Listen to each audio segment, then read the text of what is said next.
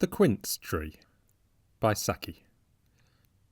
"I've just been to see old Betsy Mullen," announced Vera to her aunt, Mrs. Beverley Cumble. "She seems in rather a bad way about her rent. She owes about 15 weeks of it, and says she doesn't know where any of it is to come from." Betsy Mullen always is in difficulties with her rent, and the more people help her with it, the less she troubles about it, said the aunt. "I certainly am not going to assist her any more. The fact is, she will have to go into a smaller and cheaper cottage. There are several to be had at the other end of the village, for half the rent that she is paying, or supposed to be paying, now. I told her a year ago that she ought to move." "But she wouldn't get such a nice garden anywhere else," protested Vera.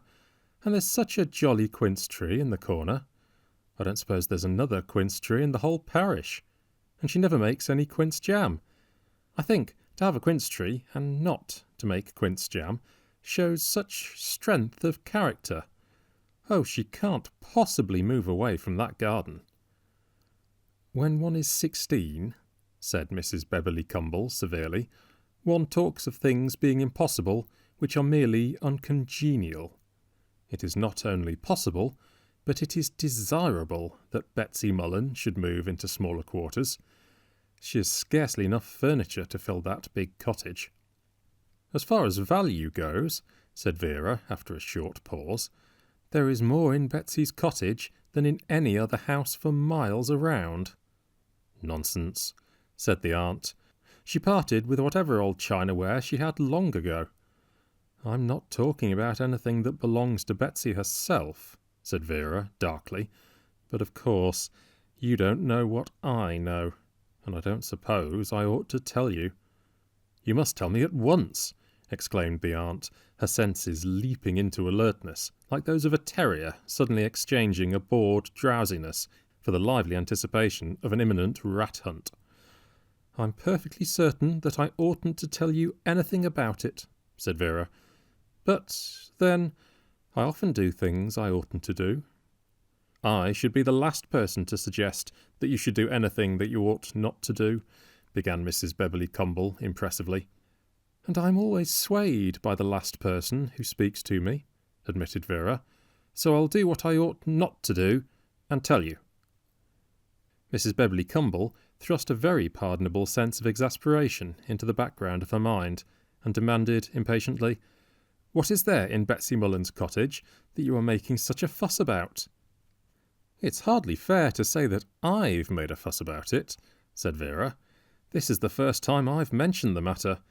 But there's been no end of trouble and mystery and newspaper speculation about it.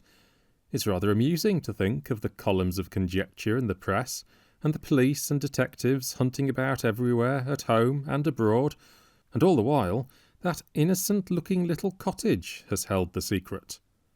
"You don't mean to say it's the Louvre picture, something or other, the woman with the smile that disappeared about 2 years ago?" exclaimed the aunt with rising excitement.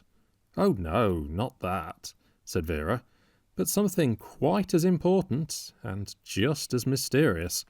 If anything, rather more scandalous." "Not the Dublin—" Vera nodded. "The whole jolly lot of them. In Betsy's cottage? Incredible!" "Of course, Betsy hasn't an idea as to what they are," said Vera. "She just knows that they are something valuable, and that she must keep quiet about them. I found out quite by accident what they were, and how they came to be there. You see, the people who had them were at their wits' end to know where to stow them away for safekeeping. And someone who was motoring through the village was struck by the snug loneliness of the cottage, and thought it would be just the thing.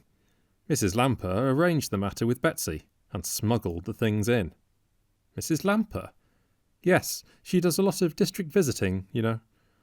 "I'm quite aware that she takes soup and flannel and improving literature to the poorer cottages," said Mrs. Beverley Cumble, "but that is hardly the same sort of thing as disposing of stolen goods, and she must have known something about their history.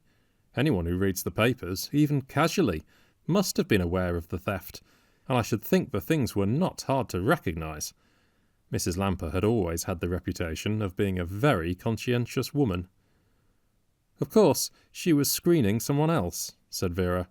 A remarkable feature of the affair is the extraordinary number of quite respectable people who have involved themselves in its meshes by trying to shield others. You would be really astonished if you knew some of the names of the individuals mixed up in it, and I don't suppose a tithe of them know who the original culprits were. And now I've got you entangled in the mess by letting you into the secret of the cottage. You most certainly have not entangled me, said Mrs. Beverley Cumble indignantly. I have no intention of shielding anybody. The police must know about it at once. A theft is a theft, whoever is involved. If respectable people choose to turn themselves into receivers and disposers of stolen goods, well, they've ceased to be respectable, that's all. I shall telephone immediately. Oh, Aunt, said Vera reproachfully. It would break the poor canon's heart if Cuthbert were to be involved in a scandal of this sort. You know it would. Cuthbert involved? How can you say such things when you know how much we all think of him? Of course I know you think a lot of him, and that he's engaged to marry Beatrice, and that it will be a frightfully good match, and that he's your ideal of what a son-in-law ought to be. All the same, it was Cuthbert's idea to stow the things away in the cottage, and it was his motor that brought them. He was only doing it to help his friend Peggingson, you know, the Quaker man, who was always agitating for a smaller navy. I forgot how he got involved in it. I warned you that there were lots of quite respectable people mixed up in it, didn't I? That's what I meant when I said it would be impossible for old Betsy to leave the cottage. The things take up a good bit of room, and she couldn't go carrying them about with her other goods and chattels without attracting notice. Of course, if she were to fall ill and die, it would be equally unfortunate. Her mother lived to be over 90, she tells me, so with due care and an absence of worry, she ought to last for another dozen years at least. By that time, perhaps, some other arrangements will have been made for disposing of the wretched things. I shall speak to Cuthbert about it after the wedding, said Mrs. Beverley Cumble. The wedding isn't till next year, said Vera, in recounting the story to her best girlfriend. And meanwhile, old Betsy is living rent-free, with soup twice a week, and my aunt's doctor to see her whenever she has a finger ache. But how on earth did you get to know about it all? Asked her friend in admiring wonder. It was a mystery, said Vera. Of course it was a mystery that baffled everybody. What beats me is how you found out. Oh, about the jewels? I invented that part, explained Vera. I mean, the mystery was where old Betsy's arrears of rent were to come from, and she would have hated leaving that jolly quince tree.